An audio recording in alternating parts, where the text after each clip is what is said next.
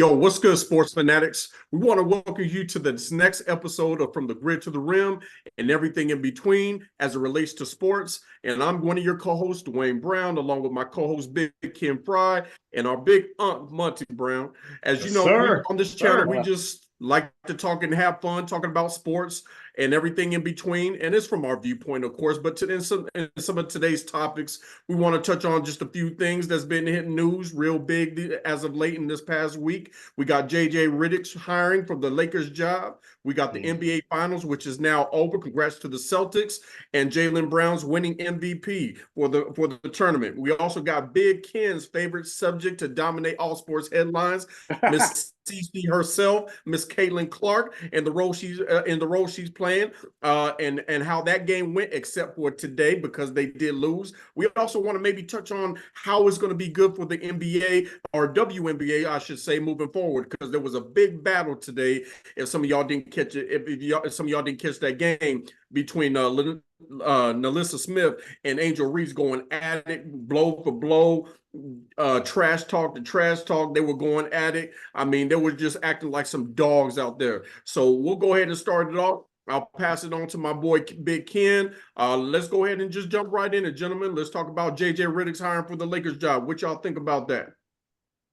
I was a little surprised. I know him and LeBron James have a podcast, like I mentioned to you guys in the text, the Mind the Game podcast, and some people are wondering.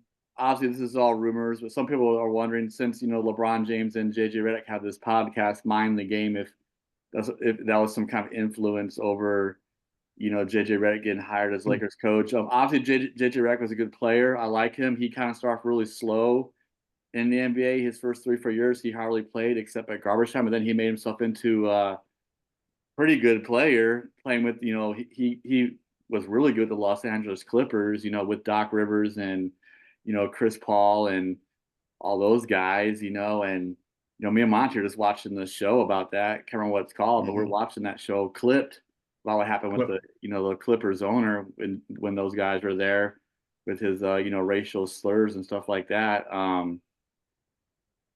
I'm surprised because JJ Reddick has no coaching experience, but he is a good player. It seems like he has a good mind for the game, like in his podcast with LeBron James.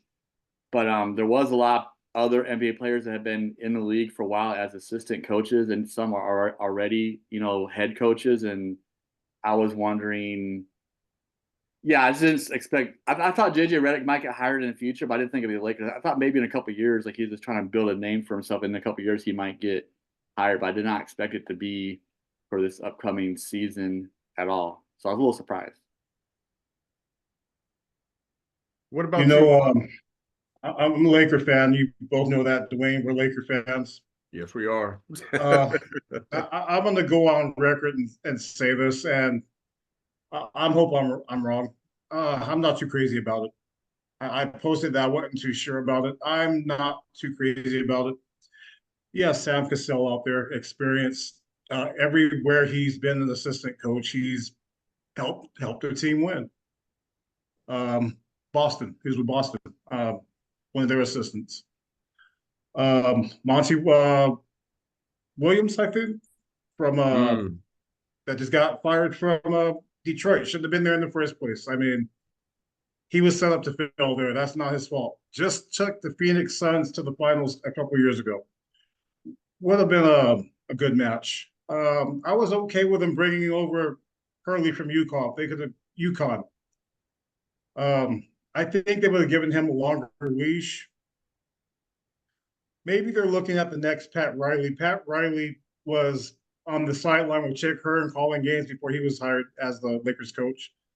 Maybe they're looking for the next Eric Spoelstra. I don't know.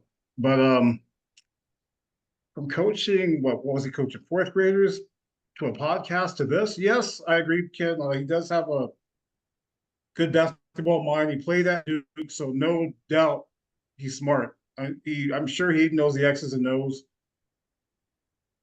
This is a risk. Maybe this is a high risk, high reward that the Buss family is taking a risk on.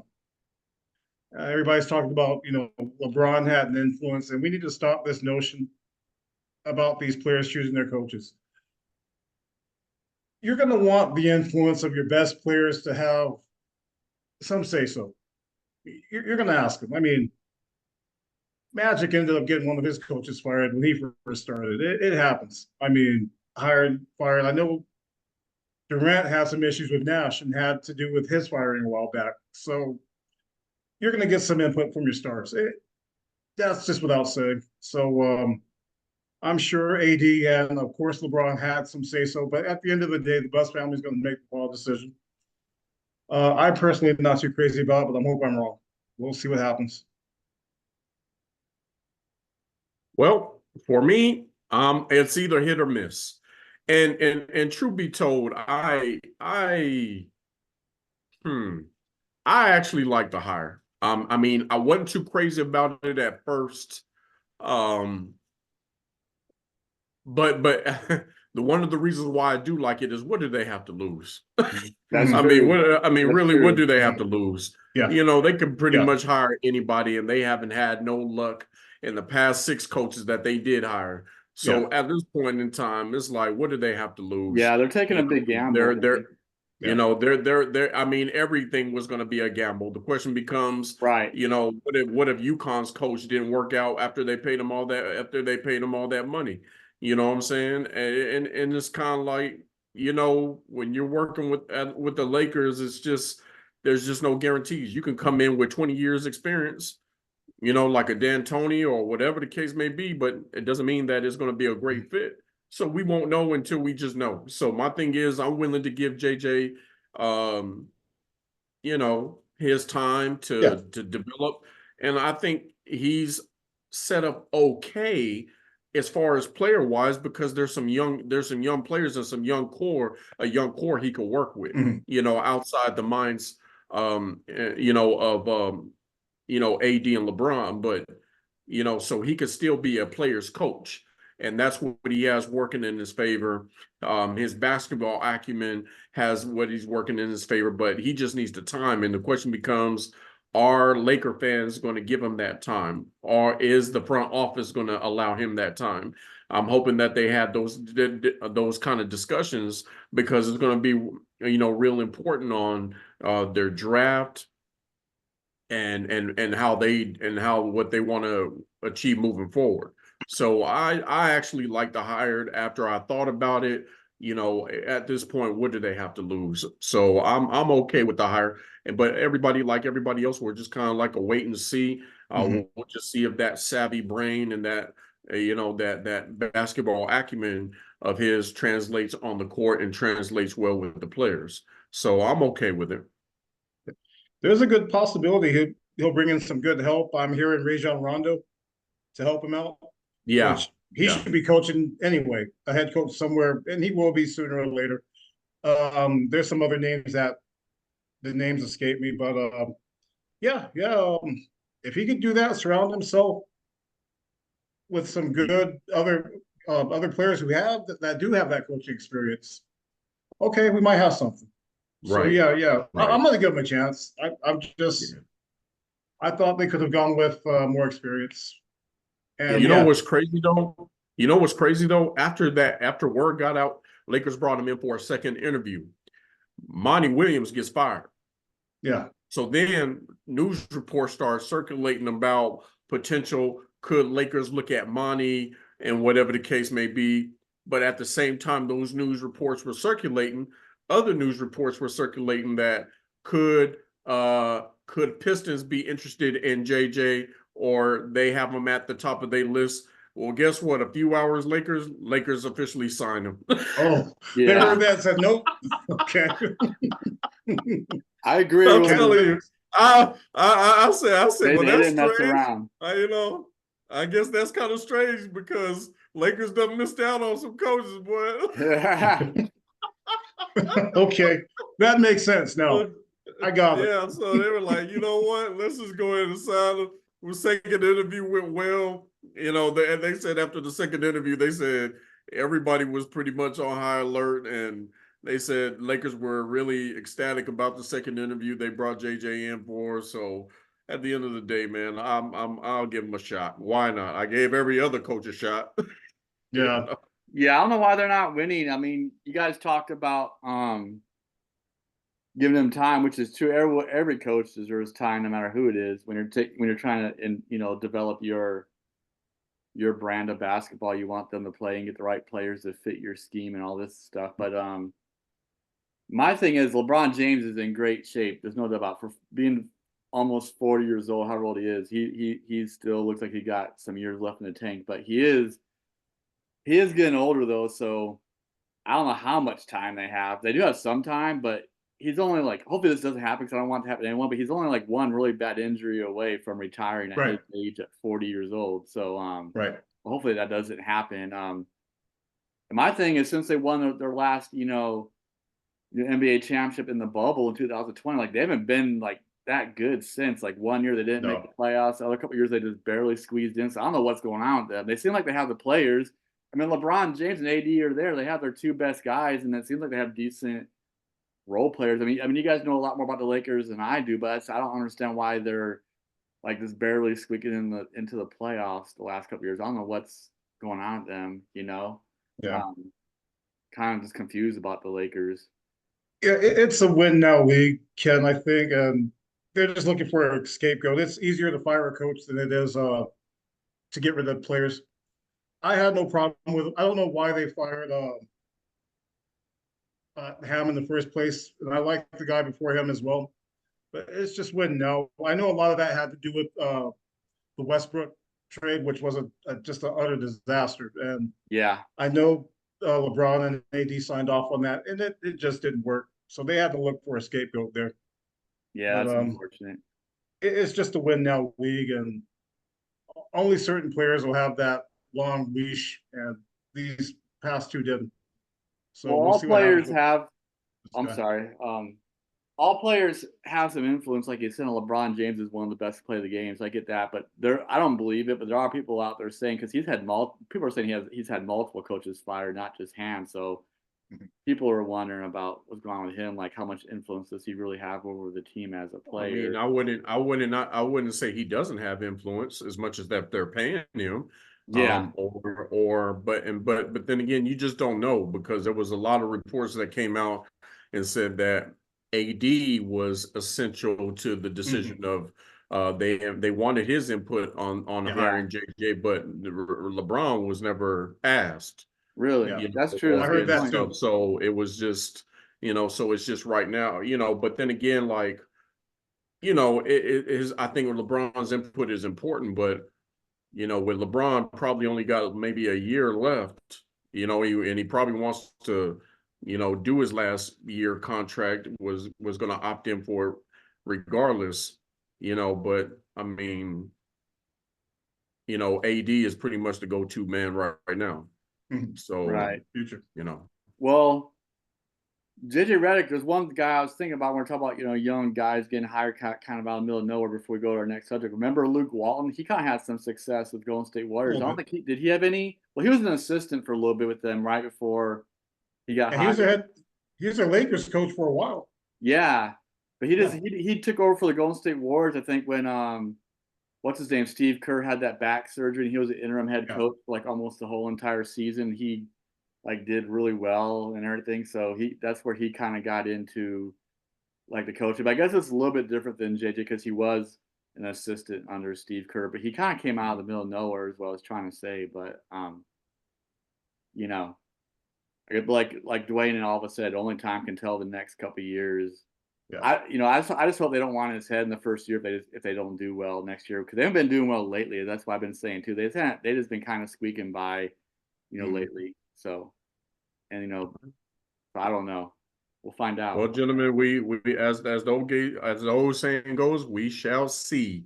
Yes. So moving on to our next topic, let's briefly talk about the NBA Finals. It is over, said, and done. Celtics are the champs. Congrats to Celtic Nation on a beautiful win, a dominant performance.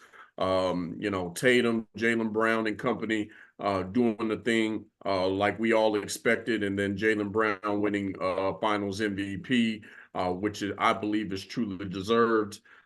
So, just my quick assessment on it, like in our last previous show, gentlemen, I didn't see this was going to be a matchup. Like I said, I didn't see Mavericks coming back to Celtics, or to Boston to win that game. I knew it was going to be over the minute they landed in Boston.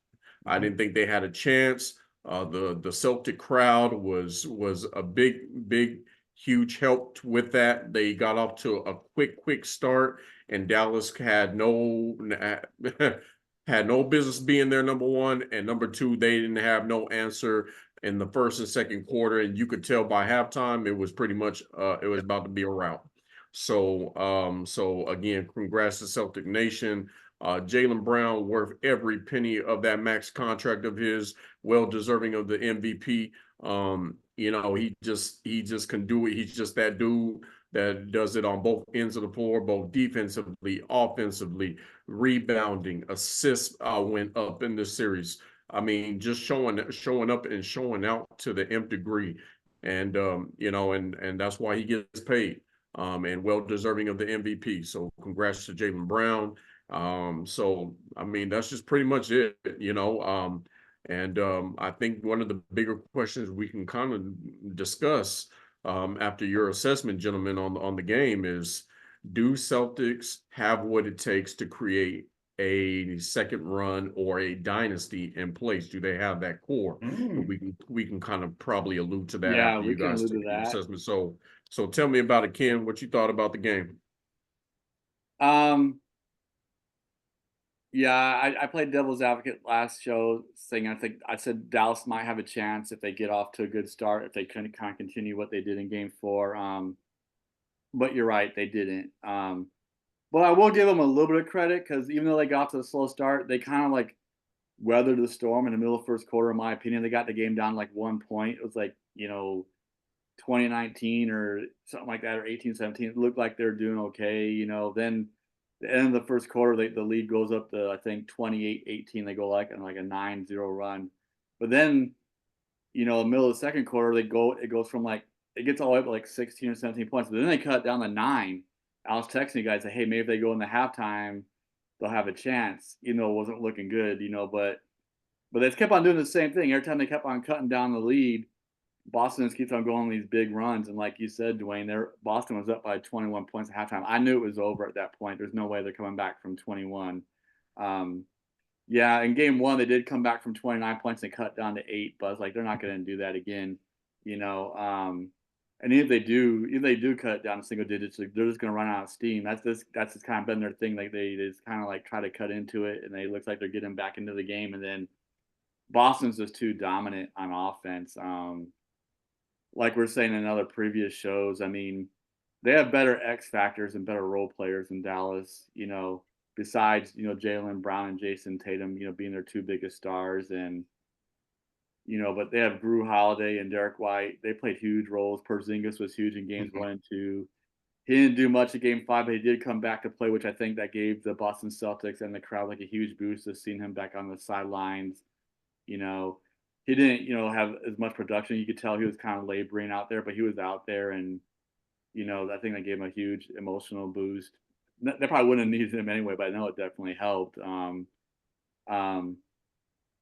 I will say this before I pass it to Monty.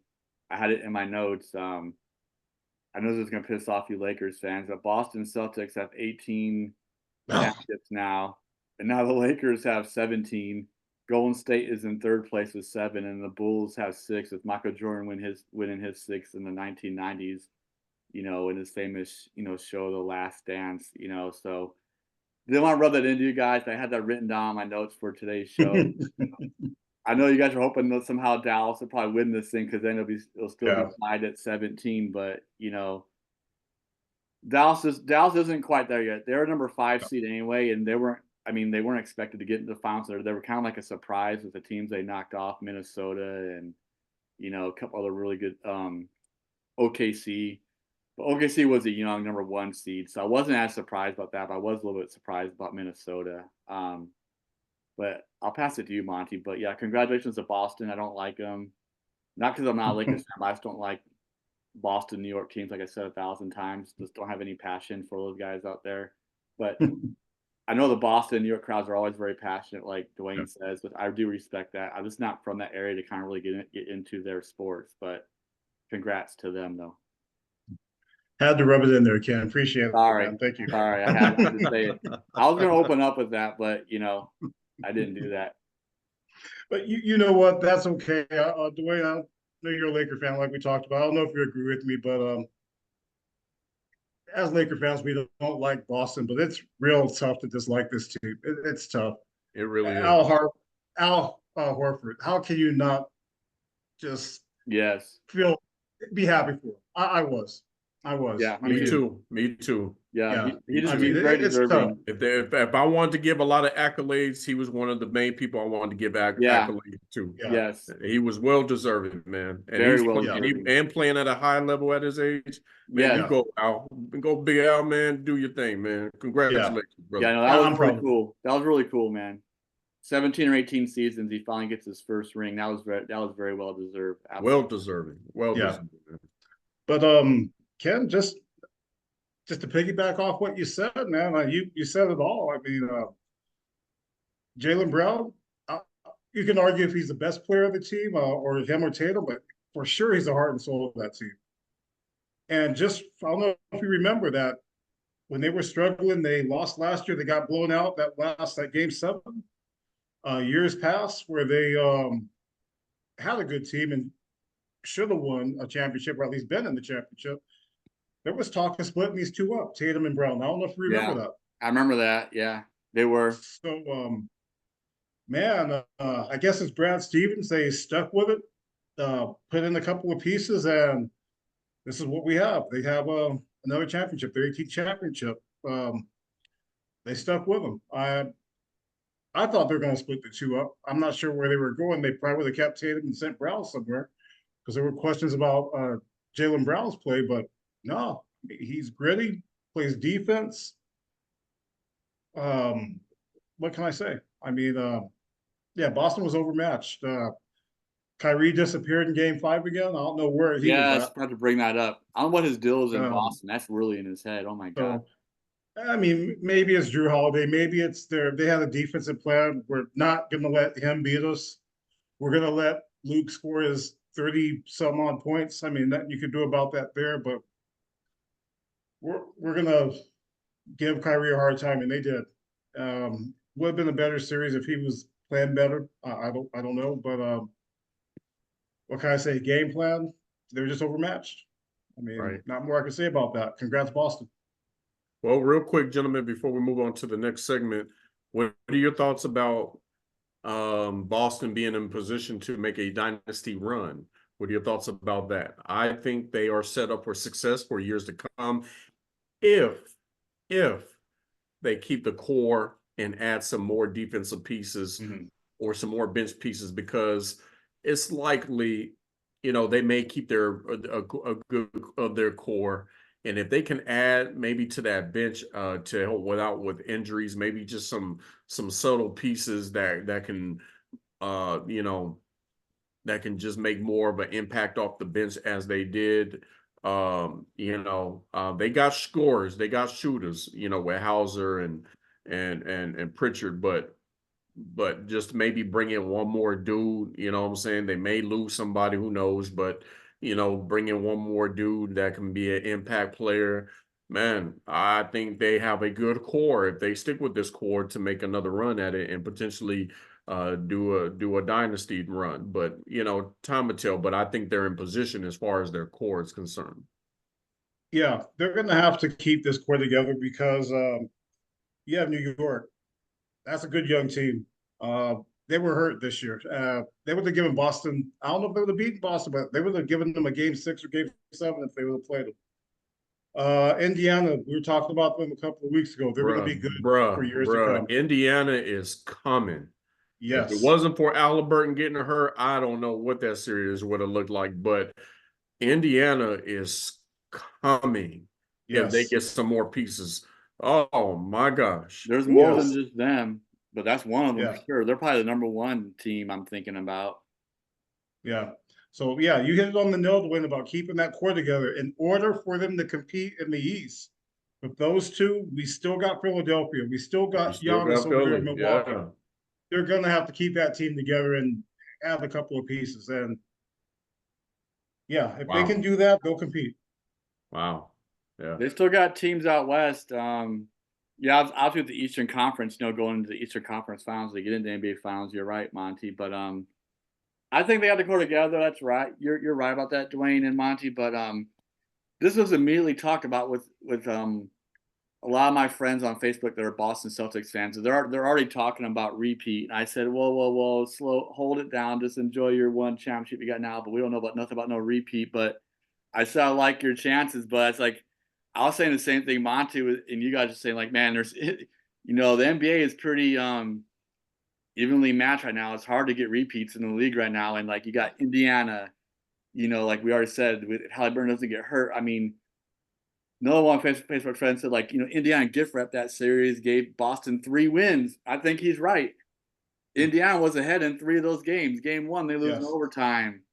Game three, they're up by 18 points in the middle of the third quarter, and they just blew it in the fourth with all those crazy turnovers that me and Monty talked about on the show. And then Game 4, the elimination game, they were up that game too. They just couldn't ever finish a game. Their problem was finishing, man. They don't know how to finish. And like you said, Dwayne, added maybe a couple more pieces with Halliburton, those other guys they got. Their big man, I like him too. And they got Siakam from Toronto if they keep him. Turner's a big man. I like him. They signed Siakam, 4-year contract, I believe. Yeah, so they're a team that's up and coming. Then you got the West. You got teams like OKC and Minnesota that they could face in the NBA Finals, even if Boston Celtics win the East again. They have to face maybe a more difficult challenge than what Dallas was this year. Because OKC is young and up and coming, like they're going nowhere. Minnesota, with their player Ant-Man, I mean, going crazy, just dunking on people and playing defense, and he's got an all-around good game. Like he's a very young and exciting player, not afraid to go up against the big dogs like LeBron James and Kyrie Irving, all those guys. He lets them know like, hey, I'm here. I'm not going anywhere, man. So he's full of confidence. So can Boston repeat? Yeah, they can because they're young, like you said. Me and Monty were talking about it last show because Jaylen Brown and then Tatum had been the five Eastern Conference Finals before they finally got their first NBA championship, their second NBA championship. But they're so young; they've already been to 5 conference finals.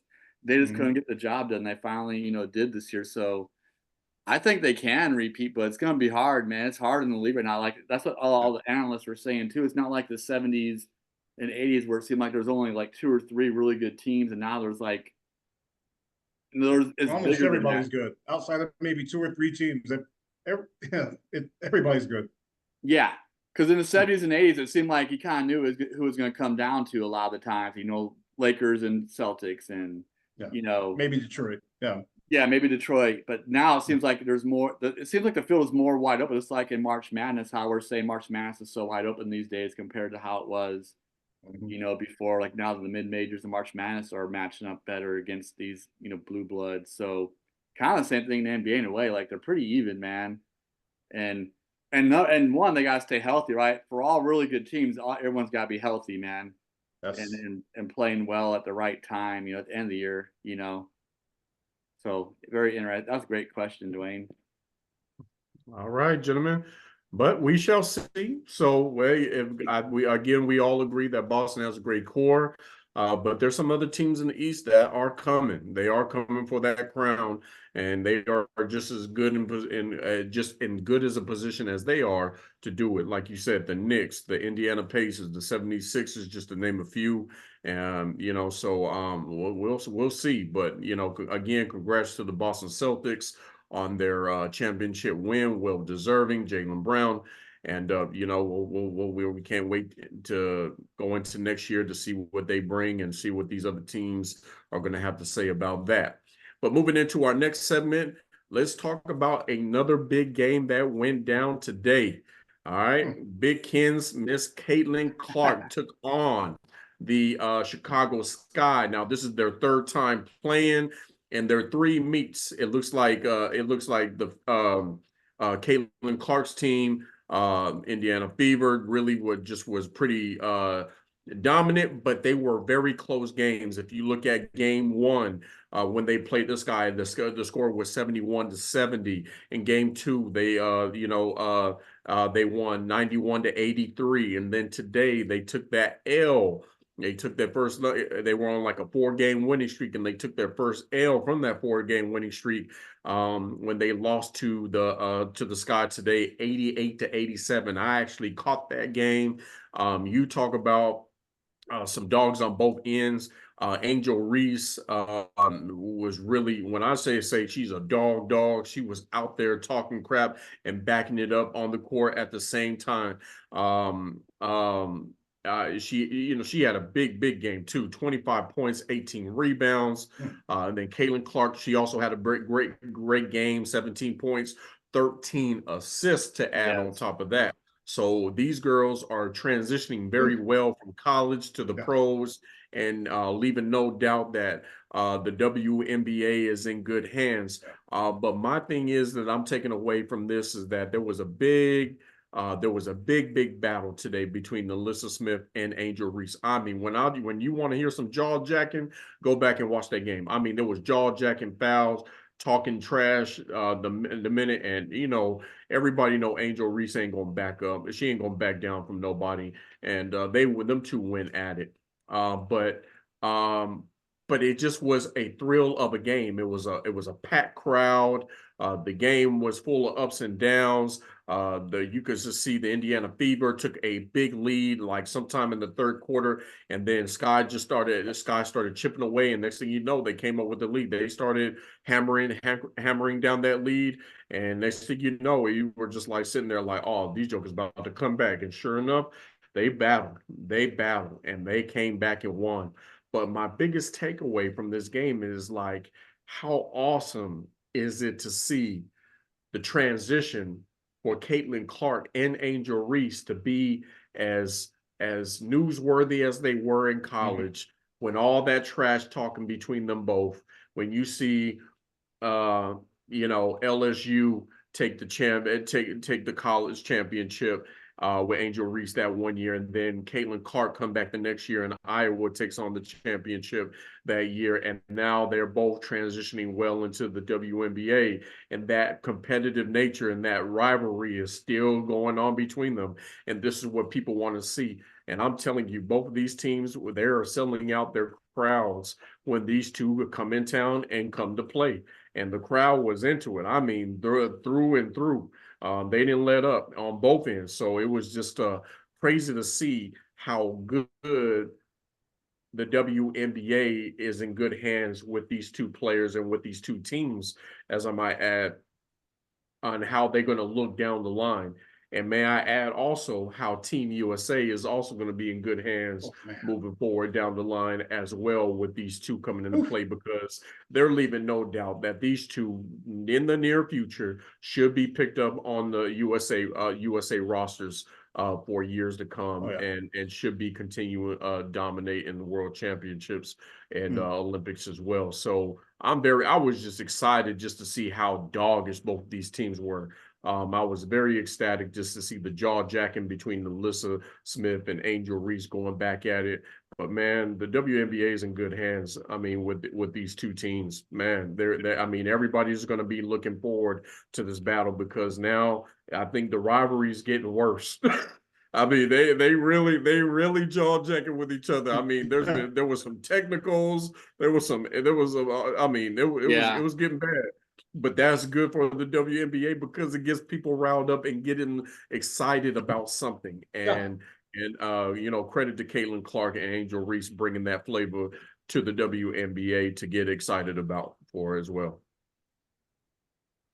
Yeah, that was a good game. Wow. Man, I wish I would have saw this game. Oh man, yeah, I didn't see it either, but I saw it. I saw it though. I saw the stats before we started the show though. Yeah. Were we gonna? You were gonna say something, Monty? Oh no, I'm just saying that I wish I could have saw that game, but looks like we might have our Lakers Celtics rivalry in the WNBA. That's what it's going to look like. Yeah, we could. Man, I'm trying to tell you. Yeah, And look how close those games were in past games. They were extremely close, man. But, you know, like I said, I mean, Angel Angel Reese is here. You know, it ain't about Caitlin Clark no more. Angel Reese is here. And you know, I think they both got off to slow starts, but Angel Reese is here. She ain't, I don't think she's gonna let up anytime soon.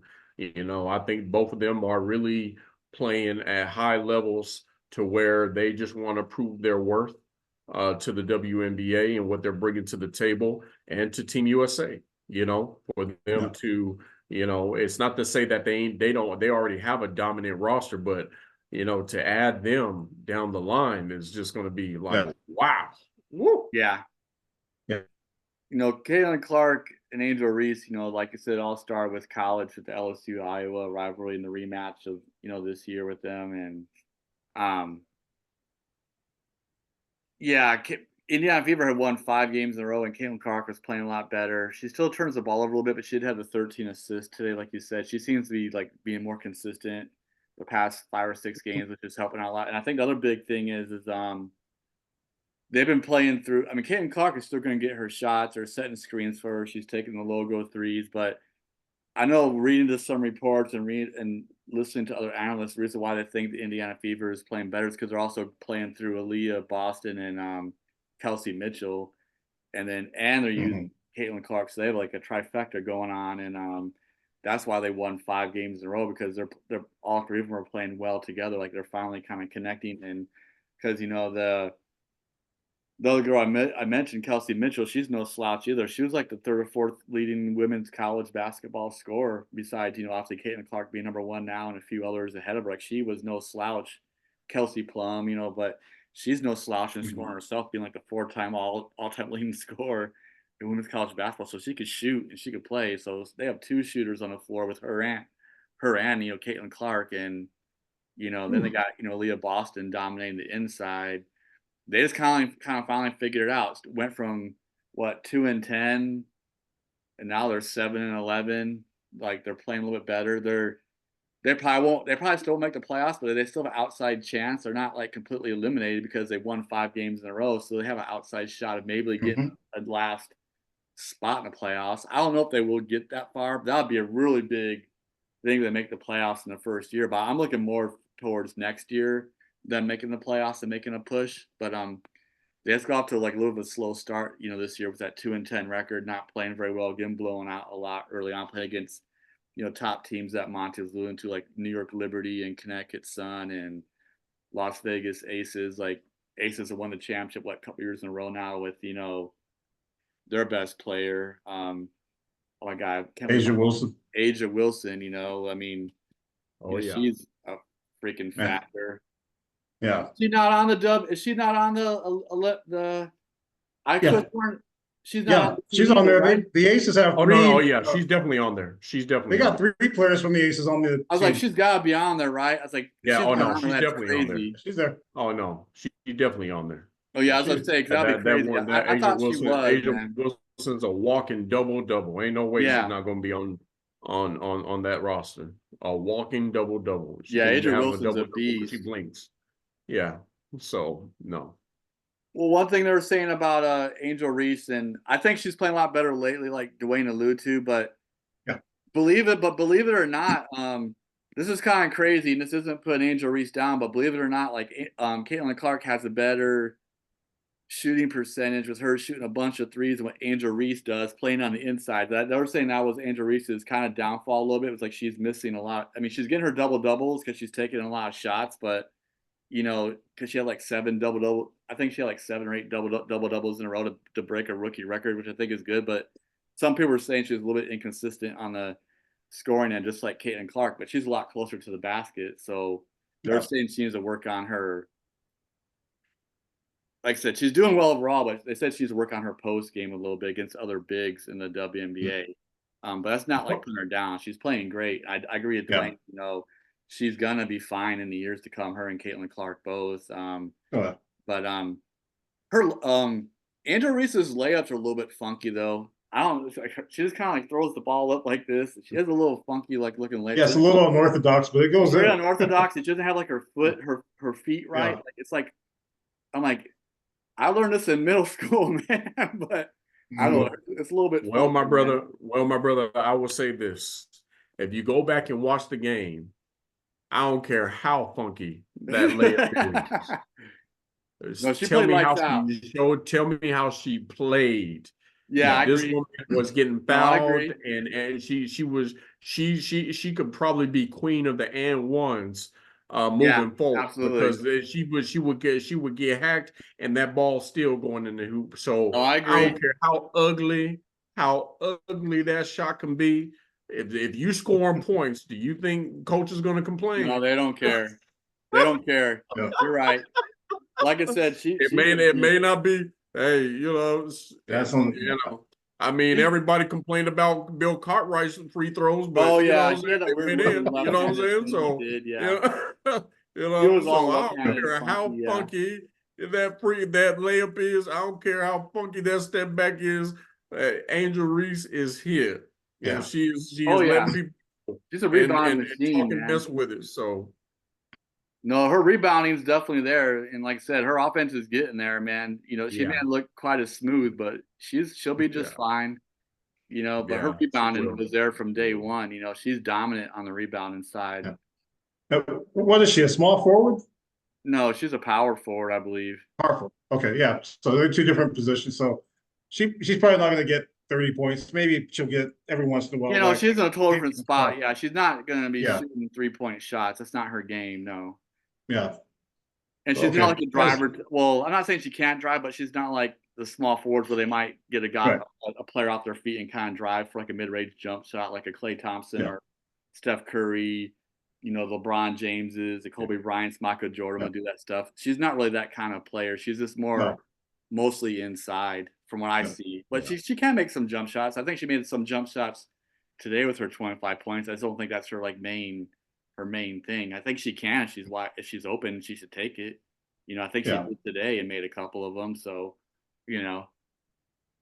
Well, I'm excited, gentlemen. I'm definitely excited.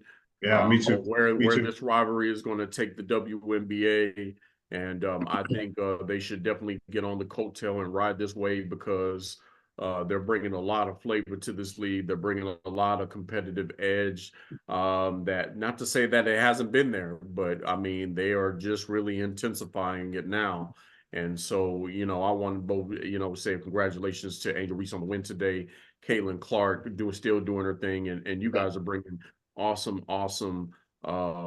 competitiveness to the WNBA, and so we'd like to salute you both from us here from the grid to the rim. Thank you, ladies, for bringing us great content to talk about. Yes. So, gentlemen, as we come to a close, do y'all have any closing remarks? Yeah, we have a game 7 tomorrow. There is a for hockey. Yes. Oh, that's right. They come back from 3-0. That's right. That Edmonton team came back from down 0-3. So I saw that. I might check that out just to see what happens. Yes. Just to see what happens. There's nothing else on. Why not? Yes. I watched the first 3 games of that series, and I didn't watch the last couple. I knew they won game 4 to extend the series. It's like the Mavericks. I forgot they won game 5 and 6. Oh, my God. Wow. So, I mean, I don't have a dog in the fight. I'm just going to watch that for the entertainment and see what happens. I hope Edmonton does it because that'll be only the second time since the 1940s a comeback in the Stanley Cup Finals. I know they've done it in some lower level rounds of the playoffs and in the that's happened. NHL, but never only once in the Stanley Cup. And that was way before even my parents were born. I mean, in the 40s. I mean, that was a long freaking time ago, man. So, wow, if they do it, that'll be something. But yeah, all I got for closing is thanks for watching, thanks for subscribing, and Dwayne, thanks for opening up the show today. You did great, like always. Good job again, man. You bring that energy, so appreciate it. Absolutely. And all right, gentlemen. Well, we want to just say thank you to our audience and thank you for joining us on this episode of From the Grid to the Rim and everything in between. Make sure you subscribe to our channel. Also, leave a comment so we can interact and hear your thoughts on today's topics. But other than that, we'll see you on the next episode of From the Grid to the Rim. All right. Have a good night.